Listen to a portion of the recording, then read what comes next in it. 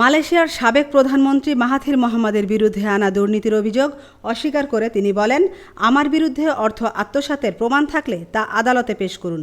আমি দীর্ঘ রাজনৈতিক জীবনে প্রধানমন্ত্রী থাকাকালে বেতন হিসেবে যে অর্থ পেয়েছি সে অর্থই আমার জন্য যথেষ্ট ছিল। তবে আমার সে অর্থের বেশিরভাগই শেষ হয়ে গেছে। বর্তমান প্রধানমন্ত্রী আনোয়ার ইব্রাহিমকে ইঙ্গিত করে কাতার ভিত্তিক গণমাধ্যম আল জাজিরাকে দেওয়া এক বিশেষ সাক্ষাৎকারে সাবেক প্রধানমন্ত্রী এ কথাগুলো বলেন। মাহাথির বলেন, আমাকে বাড়ি, চালক সহ গাড়ি দেওয়া হয়েছিল।